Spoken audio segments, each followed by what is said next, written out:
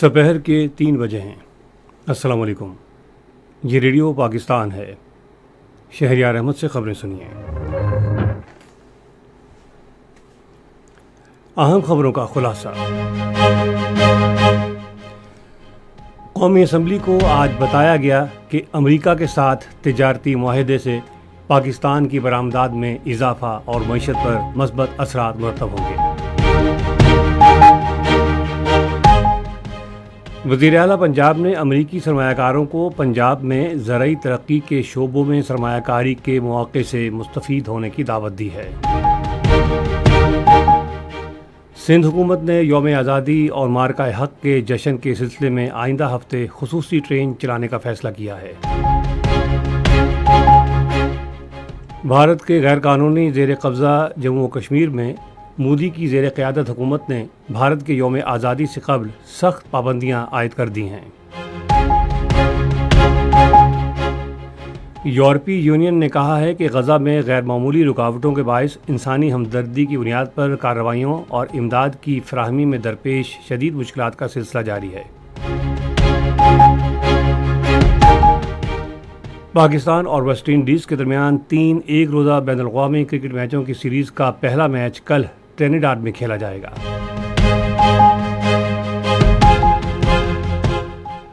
और अब खबरें तफसील के साथ।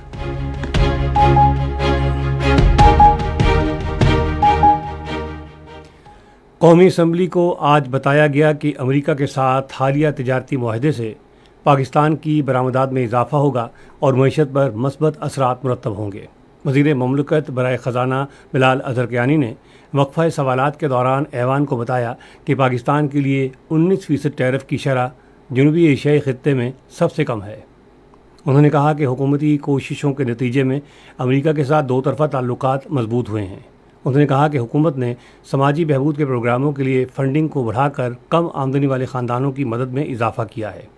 उन्होंने कहा कि बेनज़ीर इनकम सपोर्ट प्रोग्राम के लिए मजमूई तौर पर 716 अरब रुपए मुख्तस किए गए हैं, जो गुज़िश्ता साल की निस्बत 21% ज़ायद हैं। पार्लिमानी सेक्रेटरी बराए तालीम फरह नाज अकबर ने ऐवान को बताया कि कौमी तालीमी निज़ाम को जदीद टेक्नोलॉजी के साथ हम आहंग करने के लिए मुतअद्दिद इक़दाम किए गए हैं। एक तवज्जो दिलाओ नोटिस के जवाब में सेहत की पार्लिमानी सेक्रेटरी नेल्सन अजीम ने कहा है कि मुल्क में इंसुलिन और कैंसर की दवाओं समेत ज़िंदगी बचाने वाली अद्वियात की कोई कमी नहीं है। उन्होंने कहा कि इन अद्वियात की कीमतों में कोई इजाफा भी नहीं हुआ है। ऐवान का इजलास कल दिन 11 बजे तक के लिए मुलतवी कर दिया गया। अमरीकी 7 रुकनी वफ़द ने खानेवाल में फैनग्रो फार्म्स का दौरा किया। वफ़द ने फैनग्रो फार्म्स के दौरे के मौके पर ज़रई जिद्दत और जदीद टेक्नोलॉजी पर इत्मीनान का इज़हार किया। उन्होंने जदीद मवेशी पाल निज़ाम और जनियाती तहकीक पर मबनी लेबॉर्ट्रीज़ को भी सराहा। फैनग्रो के इक़दामात ग्रीन पाकिस्तान इनिशिएटिव और खुसूसी सरमायाकारी सहूलत कौंसिल की कौमी ज़रई पॉलिसी के साथ हम आहंग हैं। अमूर ख़जाना के वज़ीर ममलकत बिलाल अज़रक़यानी ने कहा है कि पाकिस्तान के ज़र मुबादला के ज़ख़ायर 20 अरब डॉलर से तजावुज़ कर गए हैं।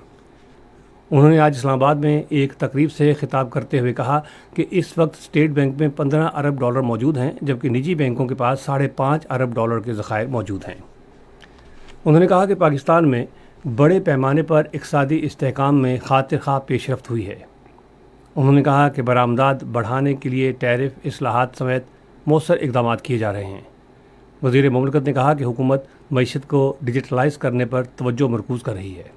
उन्होंने महसूलात की वसूली बढ़ाने के लिए FBR में जारी इस्लाहात का भी जिक्र किया। वज़ीर आला पंजाब मरियम नवाज़ से नए तैनात होने वाले अमरीकी कौंसल जनरल स्टेटसन सैंडर्स ने लाहौर में मुलाकात की। वज़ीर आला ने उन्हें पाकिस्तान में कौंसल जनरल का चार्ज संभालने पर मुबारकबाद दी। मुलाकात में तिजारत, तवानाई, टेक्नोलॉजी, ज़राअत और तालीमी तबादलों में ताउन समेत दो तरफ़ा ताल्लुकात और बाहमी दिलचस्पी के शोबों पर तबादला ख्याल किया गया। वज़ीर आला ने कहा कि तिजारती हुजम में इजाफ़ा एक मस्बत अलामत है। उन्होंने कहा कि सूबाई हुकूमत पानी की बचत के साथ काश्तकारी, मुफीद ज़रई पैदावारी, हिकमत अमली और कोल्ड चेन के बुनियादी ढांचे की तरक्की पर तवज्जो दे रही है और अमरीकी ज़रई टेक्नोलॉजी की कंपनियों को इन शोबों में सरमायाकारी की दावत दी जा रही है। पंजाब हुकूमत सूबे में अमन व इत्तेहाद के फ़रोग़ में अक़लियती बरादरी के किरदार को उजागर करने के लिए आज से अक़लियतों का हफ़्ता मना रही है। اس حوالے سے افتتاحی تقریب آج لاہور کے کیتھیڈرل چرچ میں منعقد ہوئی۔ سندھ کابینہ نے یوم آزادی کو مارکہ حق کی مناسبت سے شایان شان طریقے سے بنانے کے پروگراموں کو حتمی شکل دے دی ہے۔ آج کراچی میں کابینہ کے اجلاس کی صدارت کرتے ہوئے وزیر اعلیٰ سید مراد علی شاہ نے کہا کہ اس یوم آزادی پر پاکستان کی بھارت کے خلاف فتح کا جشن شایان شان طریقے سے منایا جائے گا۔ کابینہ نے Sindh institute of physical and rehabilitation کے لیے انڈومنٹ فنڈ کے قیام کی بھی منظوری دی۔ سندھ حکومت نے یوم آزادی اور مارکہ حق کے جشن کے سلسلے میں رواں ماہ کی 13 اور 14 تاریخ کو خصوصی ٹرین چلانے کا فیصلہ کیا ہے۔ یہ فیصلہ کراچی میں صوبائی وزیر ثقافت و سیاحت سید ذوالفقار علی شاہ کی زیر صدارت اجلاس میں کیا گیا۔ ٹرین 13 اگست کو کراچی کینٹ اسٹیشن سے روانہ ہوگی اور شام کو چھوڑ کینٹ عمر کوٹ پہنچے گی اور کراچی، حیدرآباد، میرپور خاص، عمر کوٹ سے ہوتی ہوئی 0 پوائنٹ تھرپارکر سے 14 اگست کو واپس کراچی پہنچے گی۔ برچھی جی ویڑی میں یوم آزادی کے سلسلے میں موسیقی کی تقریب کا بھی اہتمام کیا گیا ہے۔ یہ خبریں آپ ریڈیو پاکستان سے سن رہے ہیں۔ پاک فوج نے سوات کے علاقے بابوزئی میں زمرد کی ایک کان میں پھنسے 4 کانکنوں کو کامیابی سے نکال لیا ہے۔ کان گزشتہ رات اچانک منہدم ہوئی، جس کے نتیجے میں کانکن اندر پھنس گئے۔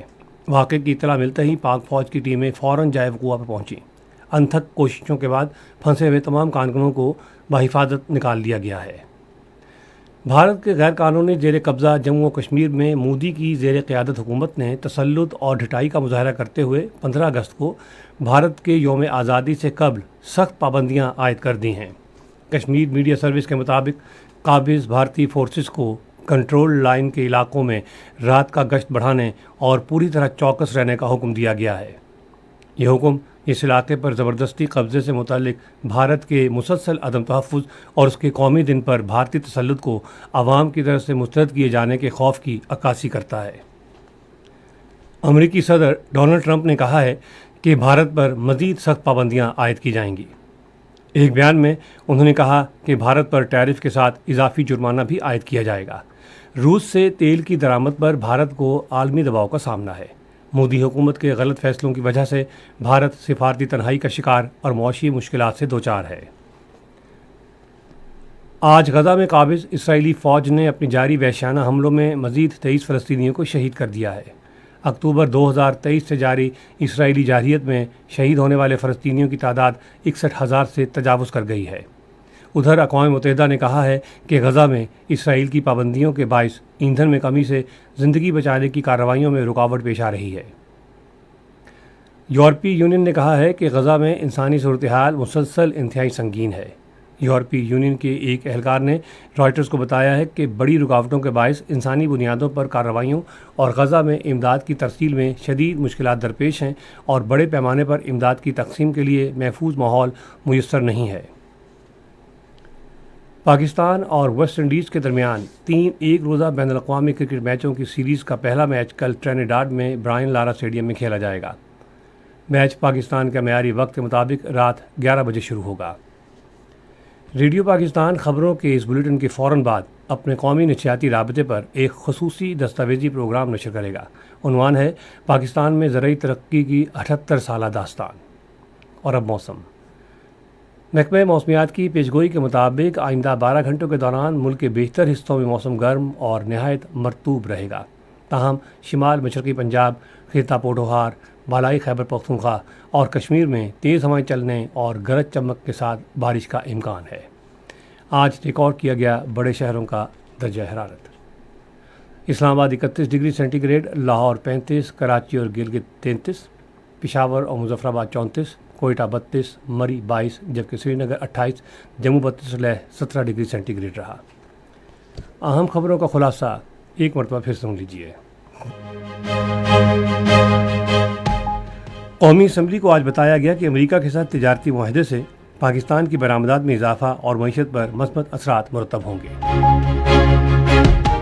وزیر اعلیٰ پنجاب نے امریکی سرمایہ کاروں کو پنجاب میں زرعی ترقی کے شعبوں میں سرمایہ کاری کے مواقع سے مستفید ہونے کی دعوت دی ہے۔ سندھ حکومت نے یوم آزادی اور مارکہ حق کے جشن کے سلسلے میں آئندہ ہفتے خصوصی ٹرین چلانے کا فیصلہ کیا ہے۔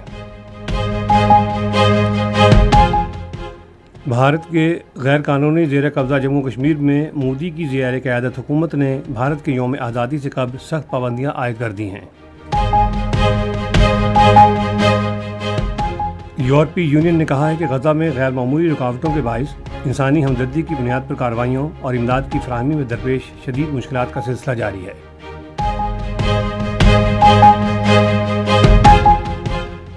پاکستان اور ویسٹ انڈیز کے درمیان 3 ایک روزہ بین الاقوامی کرکٹ میچوں کی سیریز کا پہلا میچ کل ٹرینیڈاڈ میں کھیلا جائے گا۔